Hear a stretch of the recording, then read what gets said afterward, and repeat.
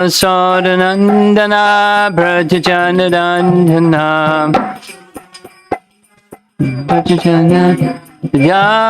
Sodanandana Brajajanandana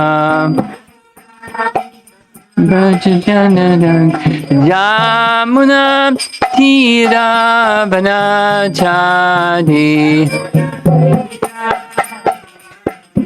Yamuna Tira Vanachadi Jaya Radha Madhava Kunjabi Hadi Madhava Kunjabi Hadi Jaya Radha Madhava Kunjabi Hadi Madhava Kunjabi Hadi Jayom Vishnupad Paramahansa Parivajagacharya Astatarasata Sisi Mother Divine Grace Sisi Bhaktivedanta Swami Srila Prabhupada Ki Ananta Koti Vaishnavrinda Ki Gora Premanandi Om Namo Bhagavate Vasudevaya Om Namo Bhagavate Vasudevaya Om Namo Bhagavate Vasudevaya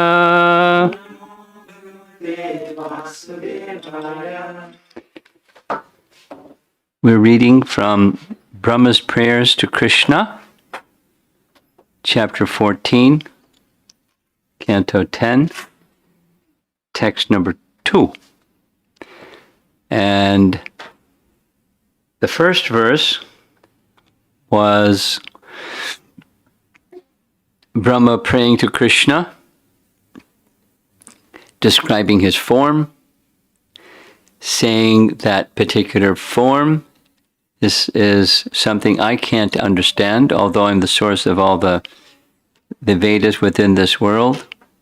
My Vedic knowledge is insufficient to understand that form of yours. What to speak of understanding the bliss that you experience? And there's details and details about his form and the paraphernalia. His buffalo horn, his flute, stick for herding the calves. In his left hand, yogurt rice. So it's, and it's establishing, the first verse is establishing his wish to attain association with that form of Krishna. The next verse, text 2, my dear Lord, neither I nor anyone else can estimate the potency of this transcendental body of yours, which has shown such mercy to me, and which appears just to fulfill the desires of your pure devotees. Although my mind is completely withdrawn from material affairs, I cannot understand your personal form, then how could I possibly understand the happiness you experience within yourself? That's text 2. And in the morning we read the BBT commentary, Vishwanath Chakravarti Thakur's commentary, and now we're reading a few more, starting with Jiva Goswami. Jiva Goswami. Are you familiar with who is Jiva Goswami? Not really. Yes? No? No. You're familiar with who is Lord Chaitanya? Yes. Okay. During Lord Chaitanya's time, he had many, many, many very elevated personalities who were his associates and disciples, followers.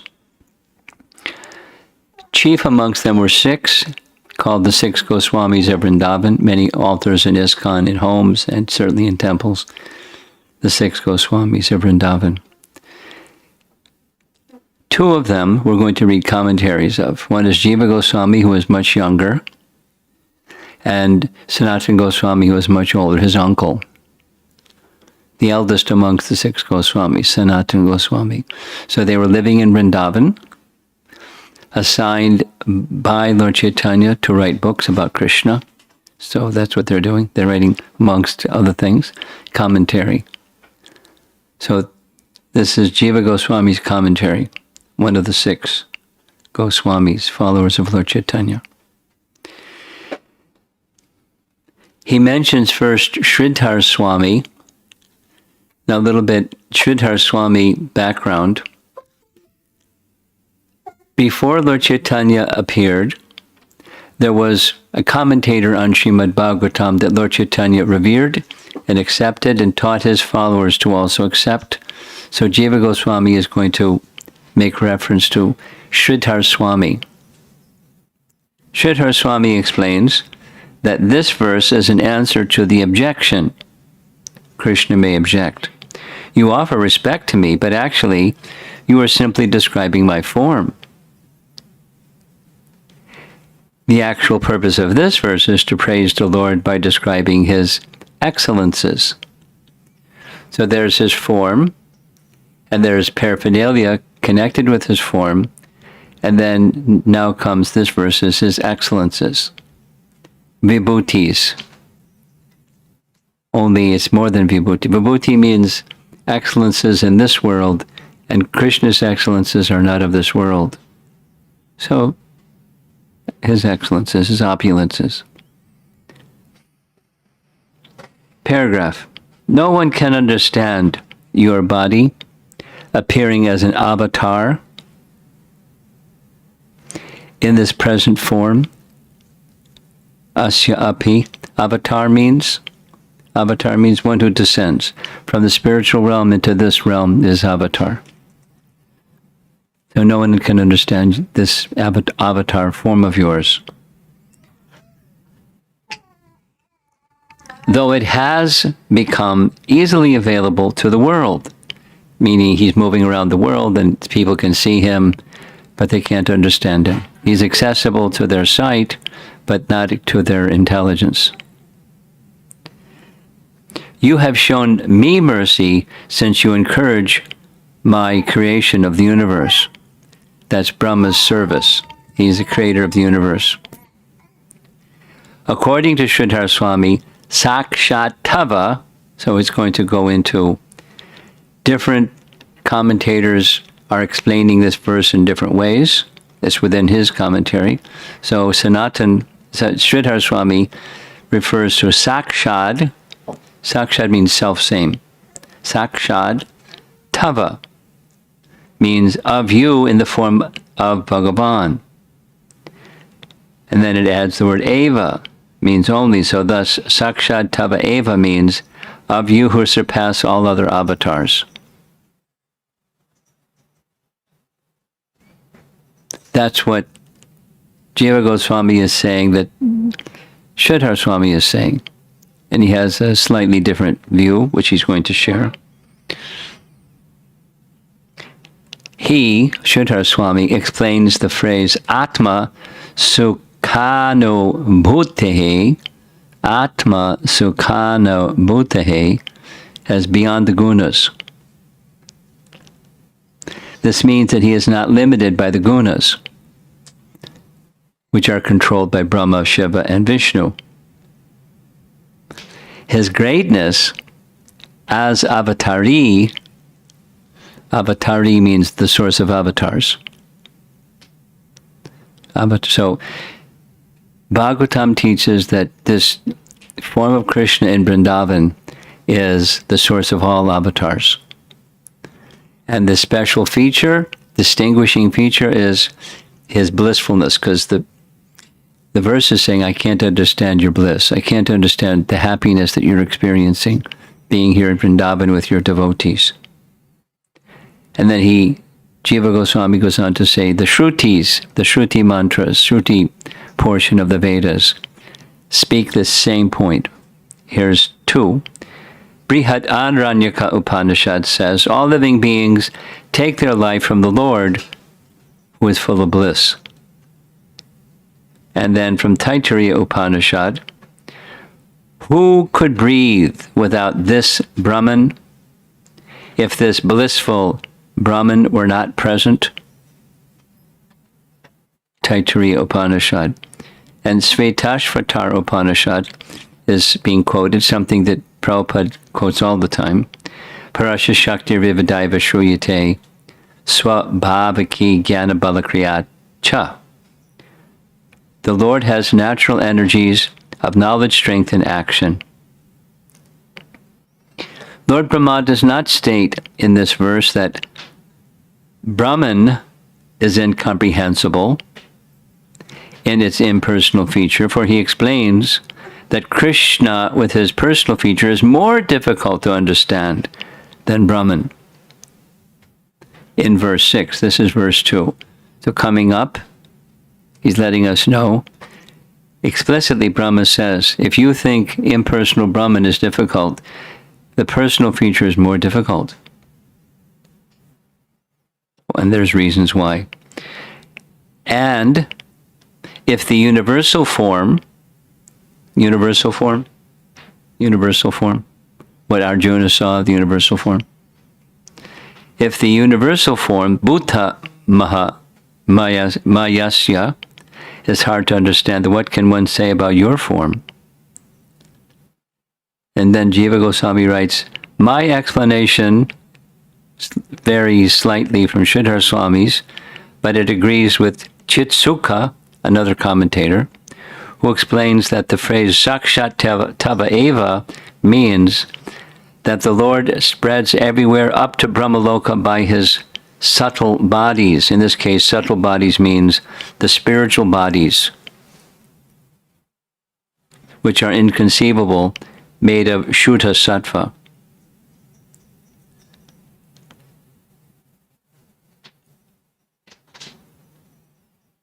This is a big topic, philosophically. The Lord is all pervasive, and he's localized. This was like a big issue in the Damodar Leela, because we just finished Kartik month, the Damodar month. So Mother Jasoda can't bind Krishna because he's all pervasive. So how can you bind something that's limited, like a rope, with a rope, something that's all pervasive? You can't. So she couldn't bind him, she couldn't bind him, she couldn't bind him. But then he also has a human size or medium size, Martyalingam, and so she could bind him. He just allowed her to bind him. So it's an important topic. It comes up in different ways, different places. Simultaneously, Krishna is all pervasive, and he's limited, which are contradictions. Something limited is not all pervasive. Something all pervasive is not limited. He's both simultaneously by his inconceivable potencies. Very convenient, right? You just say inconceivable potencies and poof, everything's nice. But that's how it works. He has inconceivable potencies that he can do this and that at the same time. He can be bigger than the biggest and smaller than the smallest at the same time. He can be inside everything and outside everything at the same time. We can't. So it looks like double talk, but it's not. It's his inconceivable potencies. And so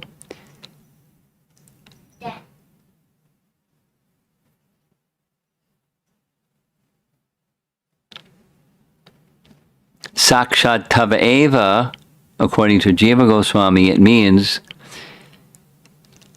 the Lord exists everywhere in this within the creation up to Brahmaloka, so Patalaloka up to Brahmaloka and everything in between. He's all pervasive by his spiritual forms, or spiritual identity made of Shuddha Sattva. Okay. Now he's going to support. Shruti describes the Lord as, quote, he is the Lord with spiritual body. There he goes. Brihadaranyaka Upanishad. He has a spiritual form. So is spiritual limited by matter? No. So his spiritual forms can be all pervasive. Yes? Yes. because matter is something that's limiting, and something that's limiting can't limit the unlimited. Same as the Damodar Lila. He goes on, within the Vishnu Sahasranam, one of the names of Vishnu is Lokanato Mahabhutam. Lokanato Mahad Bhutam. What's that? He is the Lord of the universe with a spiritual body. Thus, the phrase Tanu Bhuta Mayasya indicates the Lord with a spiritual body. Sridhar Swami explains. He's going back and forth between his ideas and Sridhar Swami's ideas, kind of like building a case for his rendering of what's being said by Brahma. Sridhar Swami explains that because Krishna is Bhagavan, there's no question of a controller above him or being controlled by anyone. Since it was already said that the universal form does not control him, no one controls him, and he is never to be controlled by anyone. The qualities, because that's what this second verse is, his opulences or characteristics or qualities, the qualities of this particular form were described in the previous verse as features. Now here is my own explanation. Quote, Krishna is saying, why do you praise me? By describing this form with the yogurt, rice, and flute. In answer to this verse is spoken by Brahma. With reverence, he admits his incompetence. You have a body of the presiding deity of the universe, Deva Asya, which is called Narayana, displayed in the four-armed forms just shown to me. So what happened in the previous chapter, Brahma Vimohan Lila, you familiar? No. Brahma went to visit Krishna, pay his respects to Krishna in Vrindavan. On that particular day that he visited, Krishna killed the Aghasura demon, the big serpent. And then Brahma saw that. Like, wow. And then after the killing of Aghasura demon, Krishna and all of his friends, 5-year-old boys, they went to have lunch. So Brahma got this bright idea. I'd like to see the limit of Krishna's mystic powers. I have mystic powers. I can create a universe. And it's not just, engineering. It takes mystic power to build the universe. So he steals the calves and cowherd boys and puts them in a cave and comes back to see what Krishna is going to do. And there's the calves and the cowherd boys having lunch, or the cowherd boys having lunch and the calves grazing. And then he sees not just the cowherd boys and calves, but each one of them, thousands and thousands of Narayana forms, each showing the symbols of Narayan, each showing the opulences of Narayan and the different potencies of Narayan and this and that and the other thing. And then it's all withdrawn. So he's seen that Krishna is the source of Narayan, all the Narayan forms of the spiritual realm. Krishna, this little boy, 5-year-old boy, he's the source of all of that.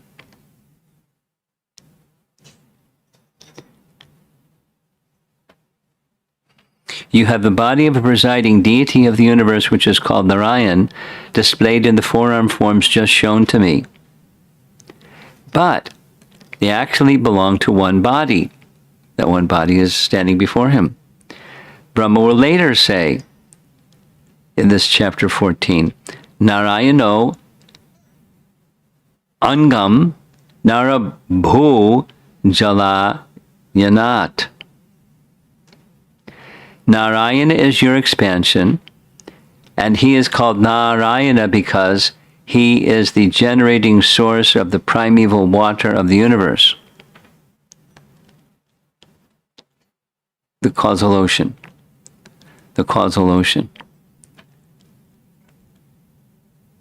And the Garbhodak ocean. and he's the Narayana, or expansions of Narayana. They're the source of these oceans, the primeval water of the universe. Last paragraph. This body, Krishna, the little cowherd boy Krishna, this body is then described. It has given me mercy, etc. This form is directly Bhagavan, Sakshat Tava Eva. Your happiness is exclusively known by yourself. By showing just one of the forms that you showed me, you are merciful. Just by that one form, I can understand your glory. That was Jiva Goswami's commentary. Now here's Sanatana Goswami. Krishna's considering, you offer me respects, but actually, you are simply describing my form. This verse answers, though you manifested many forms, you are only one form, Vapushaha. Or it could mean any form. That form showed me mercy because you protect my creation by destroying adharma and propagating dharma. Your body is not made of material elements like that of effulgent devatas. It is made of Parabrahman, not material body. Atma Sukhanubhutehe. Your form is direct knowledge or experience of Atma as happiness. Because of this, it cannot be understood by the inner mind. What to speak of direct perception, therefore, I have described this form I saw.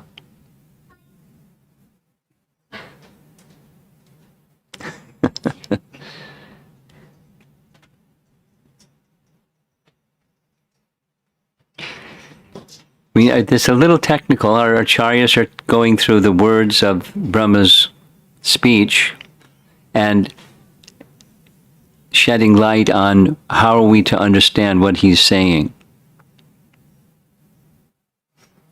Sanatana Goswami goes on, no one can understand the greatness of your cowherd boy form, Tava Pushaha, superior to your form as the Lord of Vaikuntha, Deva Vapushaha.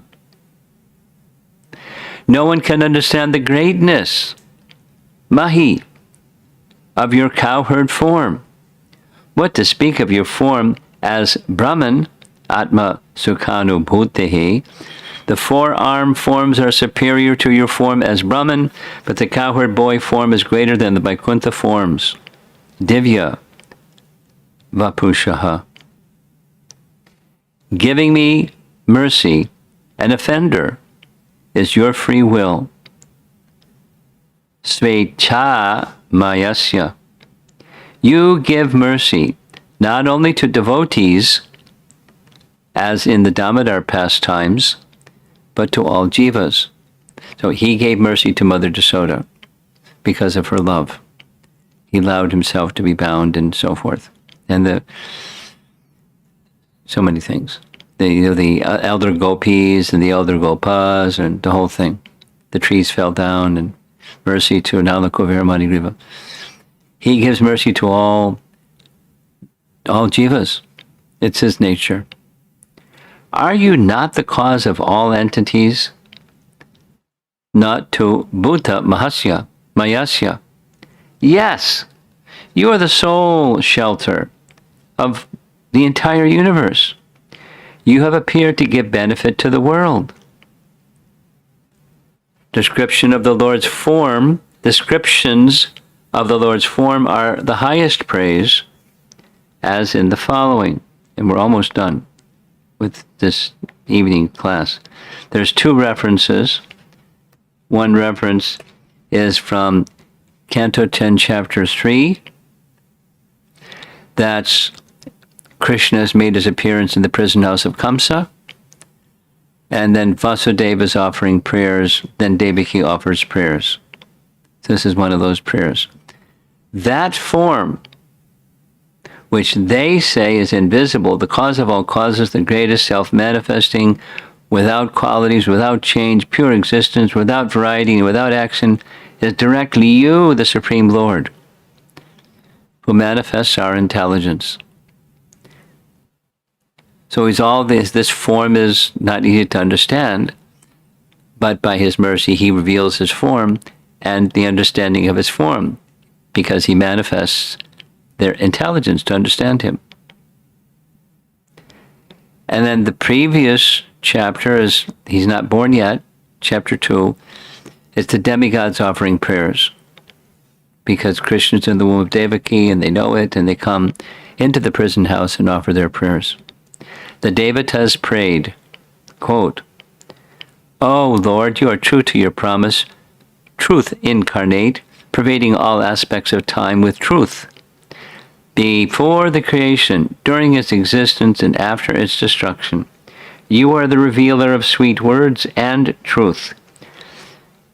We surrender to you, the embodiment of truth." So Satyam appears many times in that, in the Sanskrit. He's not of this world. They are, and they know that he's not of this world. And yet, although he's not of this world, he's appearing as a son of Devaki. So they're aware of his position, his opulence, his transcendental identity, and they're going back now. Brahma, he's the chief of the demigods. Whatever the demigods know, they learn from Brahma. And he, from yesterday's discussion, he received, even before the creation, he received knowledge of the personality of Godhead from the personality of Godhead directly. That's in Canto 2.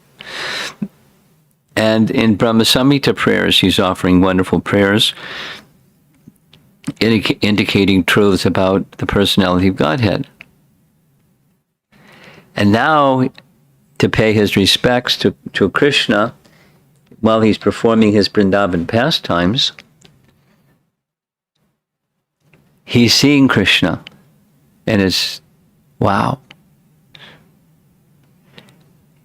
Because of his curiosity, he didn't say anything, but he wanted to see the limit of Krishna's opulences, and the answer is, there's no limit to my opulences.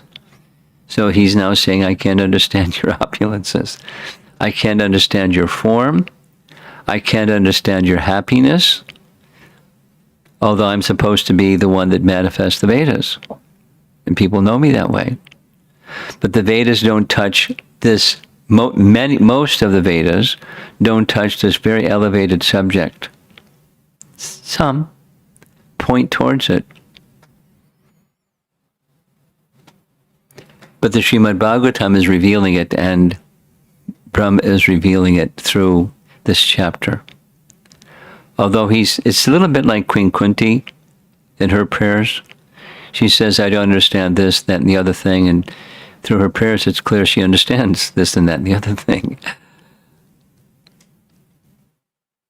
Part of it's humility, and part of it is there's a difference then between, we were discussing this morning, there's a difference between theoretically knowing and fully experiencing.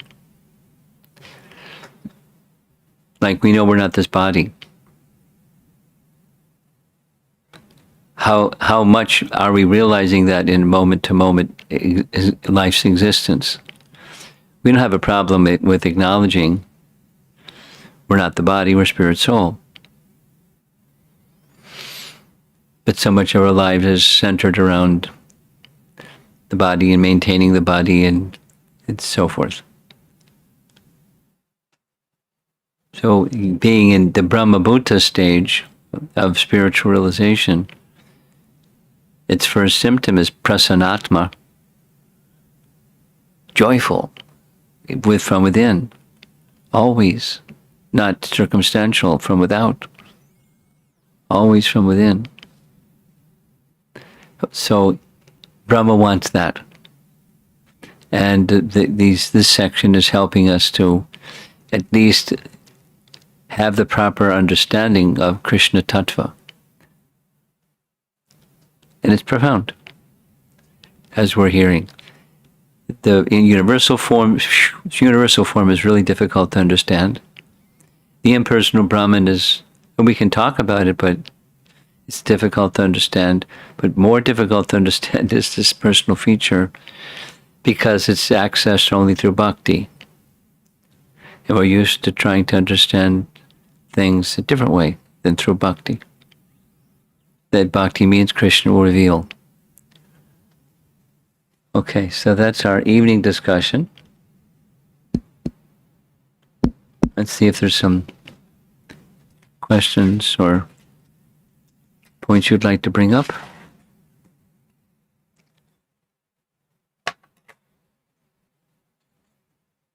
Hare Krishna Maharaj. Hare Krishna. The question of confusion Okay. is when Krishna was born in the prison, Yeah. doesn't the demigods are aware of that is Supreme Personality of Godhead, Krishna himself? Yes. Yes, they were. They were. So my question is, so being chief of the demigods, Brahma, during that episode of Aghasura, when he saw Krishna, didn't he understand the Supreme Personality of Godhead, or didn't he understand the features of his?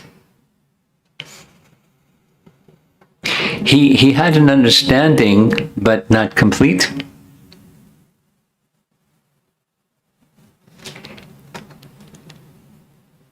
My picture is this.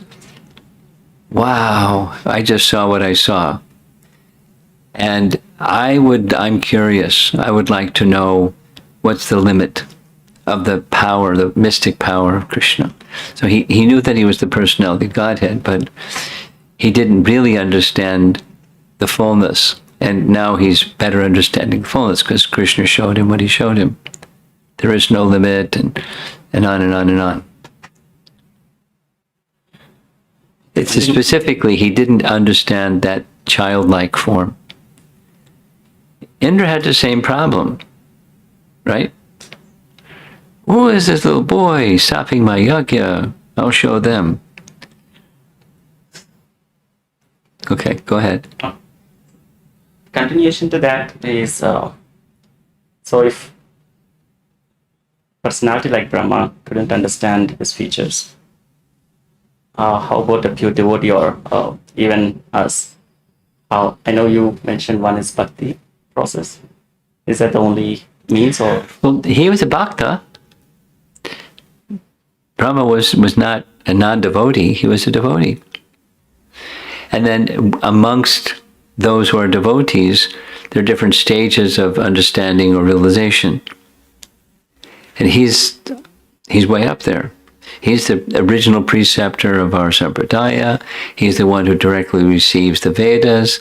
He distributes the Vedas to all the praja, and he's the Pitamaha. He's a good teacher because he knows the Vedas. Knowing the Vedas, part of the point is, knowing the Vedas is not sufficient to know the personal feature of Krishna in Vrindavan. And back to he's a devotee, but there's grades of devotees.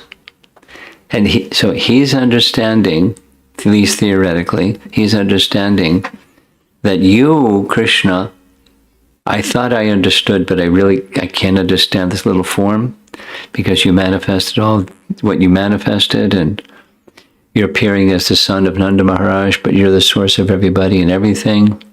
It's bewildering. The mood of that we discussed it this morning, the mood of the Rajbasis, they don't see that. Or what it says about Mother Jasoda. The fact that Mother Jasoda saw the universe within the body of Krishna is not the wonderful thing. The wonderful thing is she didn't understand what she saw. So that looked like, well, wait a minute, that's less than if someone understands what she saw. But the greatness is, her love is so strong, it overwhelms her ability to understand what she saw. Because what she saw is, he's the source of everything. And Her love is so strong she can't see that because it would interfere with her love. How can you be mother of that which is the source of everything? You can't. Now, Mother Devaki, she had a mix. The prayers, you're the Supreme Lord, please assume a childlike form. He assumed a childlike form.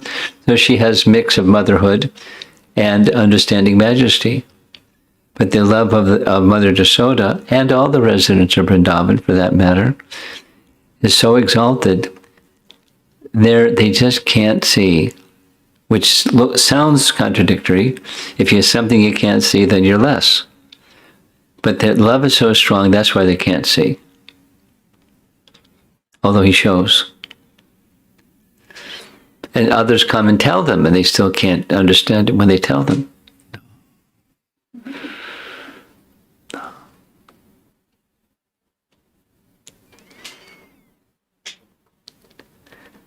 He goes and steals.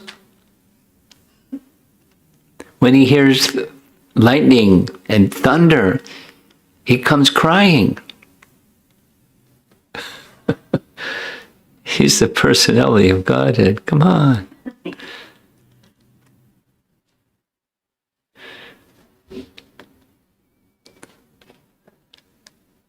So that's their greatness, and Brahma is appreciating that greatness.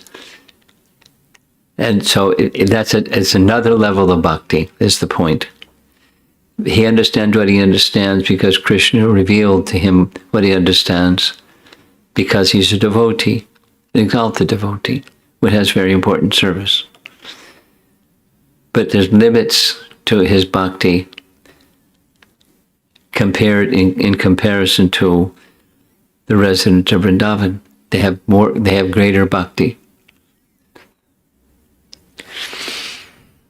Is it clear? Yes. It's mysterious. It's a little bit contradictory sounding, but it's once you hear it enough times. I'm speaking for myself now. Hearing it so many times, it starts to be a reality. Oh. That's the nature of their love, and that's the nature of how Krishna reciprocates with those that love him to that degree, with that intensity, with that completeness.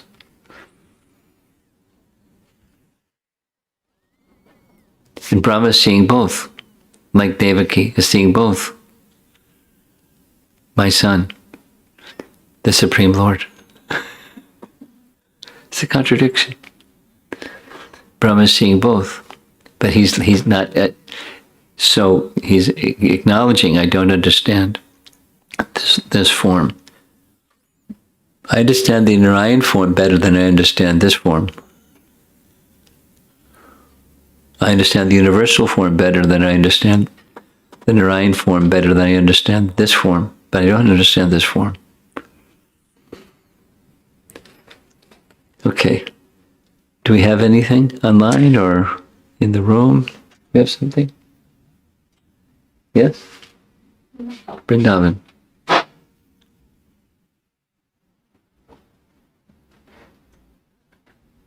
Hare Krishna Guru Maharaj. So you were mentioning about Lord Narayana. So which avatar is he? Like, because I understand Vishnu forms the Purusha avatars and all. Where does the Lord Narayana is in Vaikuntha? Or? Two things. The word, the nomenclature Narayana, yes, definitely refers to the Lord of Vaikuntha. And the second point is, in many cases, Narayana and Vishnu are used interchangeably, like here. No, which was it, A or B? Did Krishna show Narayan forms, or B, he showed Vishnu forms? Or both? Because the nomenclatures can be, they're used interchangeably in that circumstance. More technically, Vishnu is something different than Narayan. But it's indicating, the Bhagavan feature. Okay?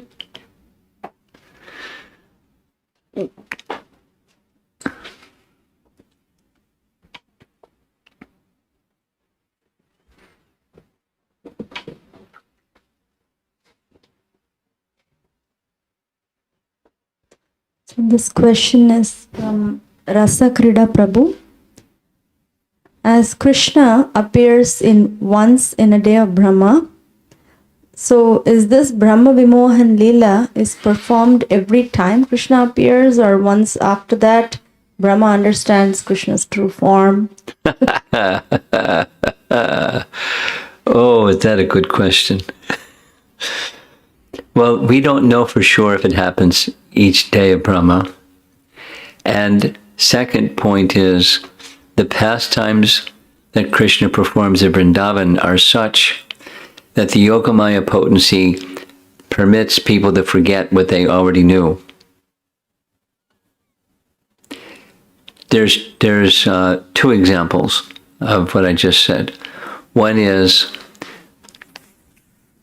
when the residents of Vrindavan become curious if Krishna is the personality of Godhead after Nanda Maharaj comes back from the abode of Varuna and tells them what happened in the abode of Varuna, they go, wow, maybe he is the personality of Godhead. If he is, would he be willing to show us the spiritual world so Krishna understands their desire? They didn't say it, but he knew their desire. He's in their heart. So he showed them the spiritual world. And after he showed them the spiritual world, the curtain of Yogamaya closed and they forgot everything. Another example, very interesting example, comes in Brihat Bhagavatamrita. As you know, that's Sanatana Goswami's writing. And in Brihat Bhagavatamrita, there's a really elaborate description of Krishna's departure from Vrindavan on the chariot of Akrura going to Mathura. Right? And somewhere in there, in that section, it says that Krishna actually returns regularly, and the residents of Vrindavan completely forget that he left. And then he leaves again. And then Krishna comes back and they forget that he did it twice. Because there's such an ecstasy involved in the pastime, he does it again and again. And that's in one, this is Brihat Bhagavatamrita. It's not the normal explanation that we find in the Bhagavatam or anywhere else. The point, these are two examples that by Yogamaya's influence, one can forget what one has already experienced and understands. Mahamaya can also cause us to forget. That happens all the time. But Yogamaya works like that. They just forget. Here's another example. A third example. During this Brahma Vimohan Leela, the cowherd boys were in the cave for 1 year.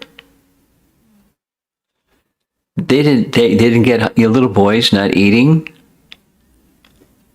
for a whole year. They weren't yogis. They just were under the influence of the Lord's potency and they forgot. When they came out, a whole year had passed, and Krishna comes and they said, oh, you're so attached to us, you can't be away from us for even a moment. Sit down and have your lunch. The point is, you get back to your question, does this happen at every day of Brahma? We don't have indication that it does or doesn't. But if it does, then it's, Yogamaya permits Brahma to forget everything that he learned in his, the previous day and the next day and the next day. If it's like that, because it's the same Brahma for these one universe's duration, each day when Krishna appears. This question is from Anita Mataji from Naperville. When Brahma, an exalted personality, cannot understand Krishna, how about the conditioned souls? How can we understand Krishna? We understand Krishna by the mercy of Krishna. And you get the mercy of Krishna through the mercy of those who have received the mercy of Krishna. So that's how. The love of the resident of Vrindavan is achieved is the way to understand Krishna as they understand. Brahma doesn't understand the way the Brajvasis understand Krishna, so how could he or you or I or any one of us achieve that love of the resident of Vrindavan? That's Rupa Goswami's teachings, Lord Chaitanya's teachings. That's Raganuga Sadhana Bhakti. By that method, one can know Krishna as they know Krishna, and not otherwise. And this is a little general question. This question is from Kalpataru Mataji. She has two questions. First, oftentimes, out of emotions or attachment, I feel I make wrong choices, which leads to a sense of performance of bootless errand that leaves me with a feeling of tensity. With feeling of Tensity. Tension. being tense and anxiety. Yeah. Yeah. Thinking I did not make best use of my time. In Bhagavad Gita chapter 10, Krishna says, I am the mighty time. And that verse 10:30 indicate that Yeah. time needs to be valued as God. Yes. So her first question, while making choices, I struggle with karma, akarma, vikarma, but my intentions are good or clear.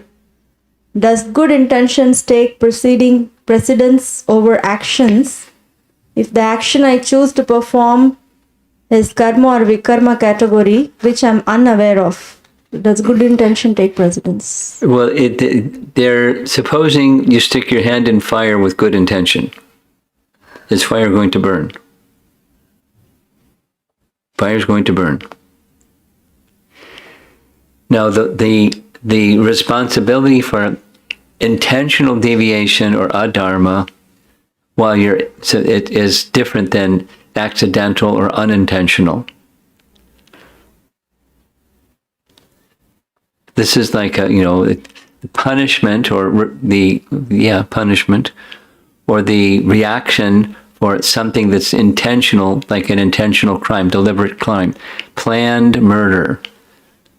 There's first degree, second degree, third degree, and unintentional kind of thing. So intention is important. If your intention is sincere, Krishna will put you on course correction. But you're still responsible if you put your hand in fire. You make a wrong decision thinking whatever you were thinking when you put your hand in fire. And her second question is, wearing many different hats in a day of a mother, daughter, colleague, devotee, and so on, there is this constant struggle of not having time.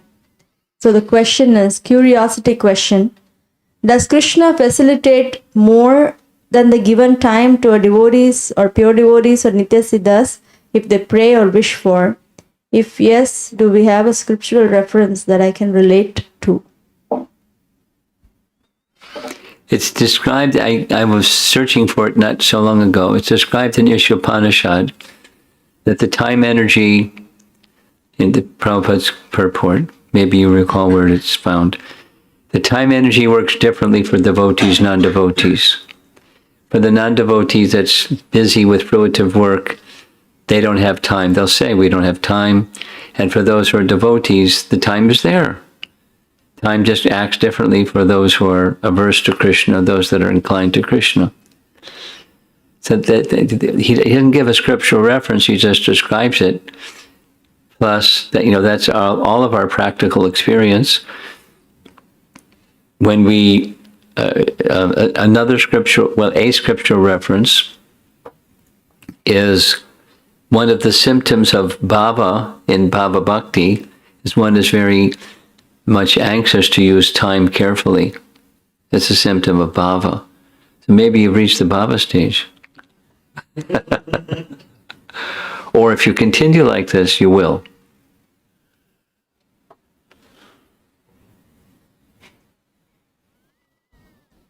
So there are 3 questions from Taruni Radha Mataji. First one, Hare Krishna Maharaj, Guru Maharaj, please can you let me know how was it that when Brahma was born, it was total darkness that prevailed around him? Didn't the effulgence from Garbhodakashaya Vishnu illuminate the universal shell? It indicates darkness in all directions.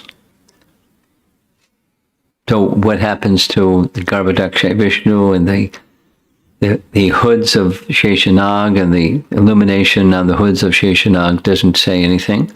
Just says there's darkness in all directions. And her second question is, we hear from scriptures that Radharani wears red attire while Krishna yellow. My question is it the only color that they wear? As we hear, the spiritual world is dynamic and not static. Yeah, he likes the yellow dhotis, but I don't know if Radharani only wears a red sari. And the third question is, when Brahma says that he can relate and understand Narayana, but not Krishna, is that because the more simpler it gets, the more hard it is to perceive the wonder and beauty of Krishna as compared to Narayana? Something like that. Not exactly, but something like that. That Krishna is the sum total of everything. If you can understand some portion of the sum total of everything, that may be easier than the sum total of everything. And specifically, in this case, the sweetness aspect is not understandable without entering into that mood of sweetness, which he doesn't have. No, notionally, theoretically, to some degree he has, because he's speaking it. And he speaks it in Brahma Samhita, but, the directly experience, we discussed this in the morning class, the direct experience is something other than having a conceptual understanding. Direct experience is greater. So similarly, is that the reason why only the simple-hearted souls can get entrance to the spiritual world? Yeah. But there's different aspects and places and features of the spiritual world.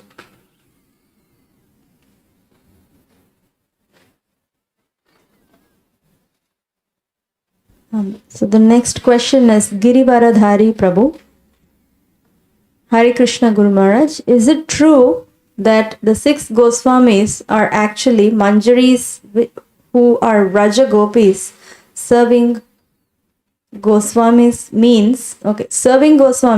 means we get opportunities to serve the Lord's love or association of Lord's love? Yes. There's their spiritual identity and then there's their pastime identity. But they have the mood of that spiritual identity. That's their identity. Their Siddha or their spiritual form. Yes. And this question is from Vishaka, Atulya Mataji's daughter. Can Krishna come to earth and turn himself not as God? Can Krishna do what? Come to earth and turn himself not as God? Turn himself?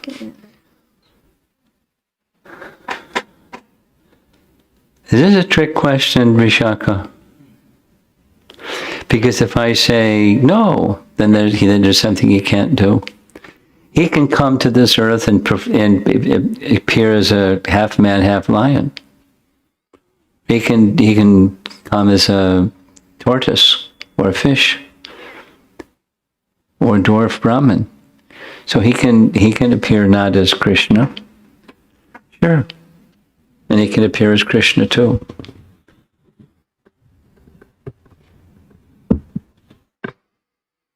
And this next question is from Sanchari.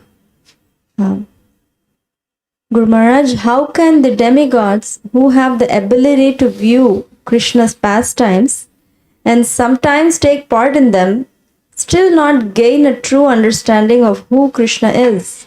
How is it that they have this capacity to view Krishna's pastimes, especially his Braja Leela, when they are still, as per my understanding, of mixed devotional service?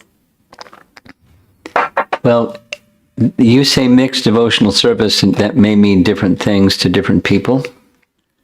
They're devotees. They're just not on the topmost level of devotion. They do have material desires, I guess, because they like controlling.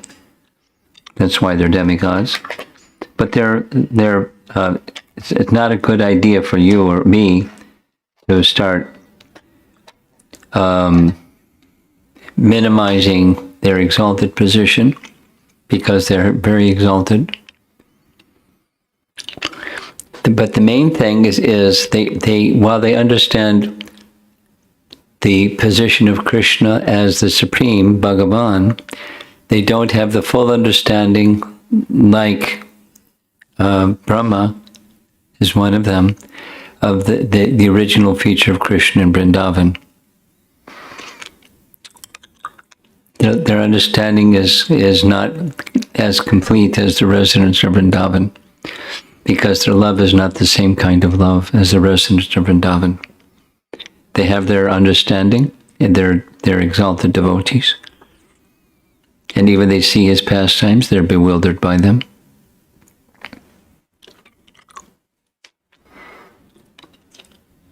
And, this next question is from Amritakeli Mataji.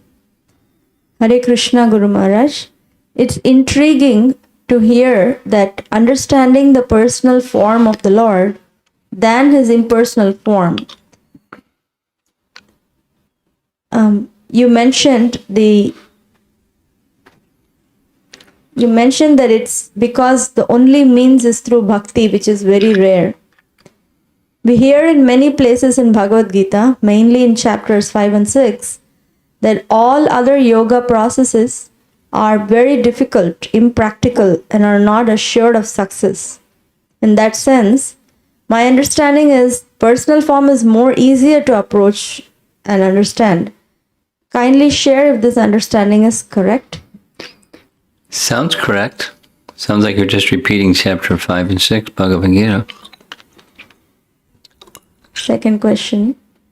You mentioned this will be further elaborated in verse 6. If you would like me to wait for that, I can ask this question when we discuss. Yes.